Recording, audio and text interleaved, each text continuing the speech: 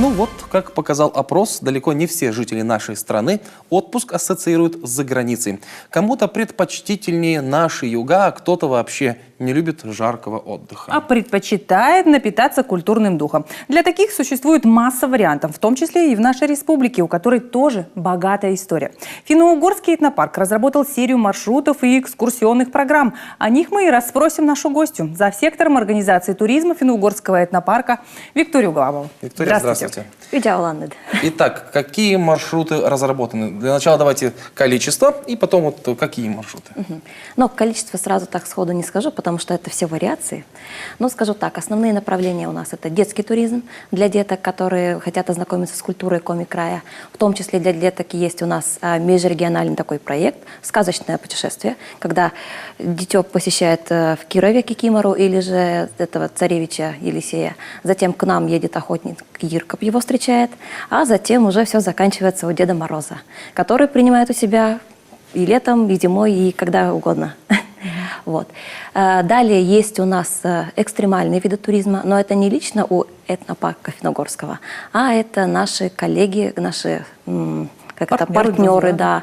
Сергей Семяшкин, Владимир Данько, которые уже десятки лет водят людей на Урал.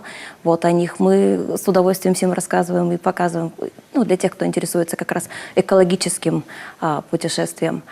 Далее у нас есть, разрабатывается промышленный туризм. Многим интересно, да, как, например, делают фанеру. Как, например, из вот толстого бревна получается тонкий слой фанеры, а затем это все красивенько образуется в фанеру. То есть вот это интересно, оказывается, народу. Да, есть еще популярные маршруты, тоже как подвид промышленного, это гастрономический. Но вот интересно же посмотреть. Он всем нравится. Интересно же посмотреть, как, например, делают молоко. Какой из них самый популярный? Вот какой-то вы прям отдельно выделить? Или все-таки каждое направление работает на своего потребителя, скажем так? Ну да, во-первых, на своего потребителя, но действительно, вот вы видели, как оживились на счет гастрономического тура. Он действительно, да, он популярный. И еще один из популярнейших маршрутов – это вот туры к церквям и к святым местам. И вот Ульяновский монастырь, люди просто в полном восторге, в благоговении приезжают вот из этого путешествия. Да.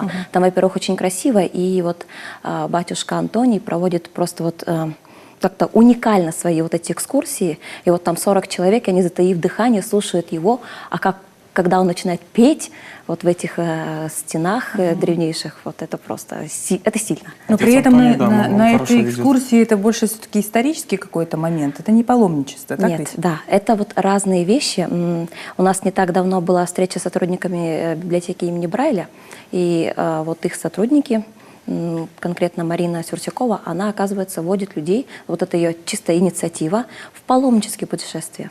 И вот она мне рассказала, в чем же разница. Оказывается, цель паломника – это молитва. Они, когда едут в путешествие, они молятся, они рассказывают о духовной жизни, очищаются, забывают какие-то свои жизненные проблемы, исповеди и так далее.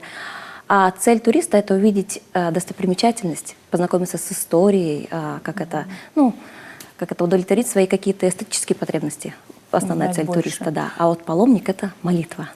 Насколько вот пользуются спросом маршруты среди наших жителей? Может быть, кто-то приезжает из соседних регионов? Ну, в основном вот как раз в однодневные туры едут наши жители. Ну, хочется же как-то выйти из обыденности и попасть в тот же монастырь, где вот ты вот… В новую атмосферу. В новую атмосферу, да. Ты пересекаешь эти ворота, и ты попадаешь просто в новый мир, и забываешь о времени. И мы всегда не укладываемся там. Иногда мне говорят, тайминг, в туре должен быть тайминг. А тут просто, какой тайминг? Тут-то хорошо. Сейчас мы с Коми Авиатранс сотрудничаем активно. Они вышли на нас, мы вышли на них. Мы были очень рады этой встрече. И вот во второй половине июля мы собираемся запустить серию вертолетных туров на Мань-Пупунёр. Тур будет стартовать из Троицко-Печорска, куда мы любезно, конечно же, предоставим любых туристов и из Сыктывкара, и из Москвы, и откуда угодно. И в чем плюс наших туров? Тут рядышком есть поселок Якша, где ты не только увидишь Мань-Пупунёр с высоты птичьего полета, но еще и посетишь лосяток. Да, лосиферма, где вот как раз в этот период появились маленькие лосятки, и можно вот этих маленьких покормить. Ну, Это очень интересно, очень, особенно, да. особенно детям будет интересно. Особенно детям. А еще, когда говорят о путешествиях или познании, говорят, что вот я времени больше появится, когда оно появляется? На пенсии, да? Выйду на пенсию, начну путешествовать, изучать. Вот для пенсионеров что есть? А вот как раз пенсионеры — это у нас самая активная, так сказать, группа туристок и туристов, но в основном туристки у нас, да. И они как раз выбирают вот эти однодневные туры, чтобы недалеко от, казалось бы, И не своих- устать, и не да? устать, да, и получить чего. удовольствие, да.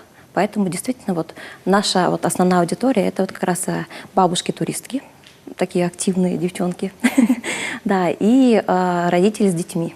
Скажите, пожалуйста, где можно подробнее узнать о турах? Может быть, сайт есть какой-то, или можно позвонить куда-то? Да, туры у нас есть на сайте Финно-Угорского этнопарка, также есть на страничке ВКонтакте Туристский информационный центр и в самом Туристском информационном центре, который находится на Карла Маркса, 229. Около Вечного огня, Дом Около печати. Вечного огня, да, Дом печати. Так что, друзья, выбирайте тур по душе и вперед с семьей, в одиночку, с хорошей компанией. Ну что ж, желаем, чтобы как можно больше людей узнало о нашей республике, в том числе и людей из-за ее пределов, потому что на самом деле у нас много чего интересного. Действительно, действительно. Спасибо вам большое, Спасибо. желаем новых Вам спасибо. маршрутов. Аттят Янлы. Спасибо.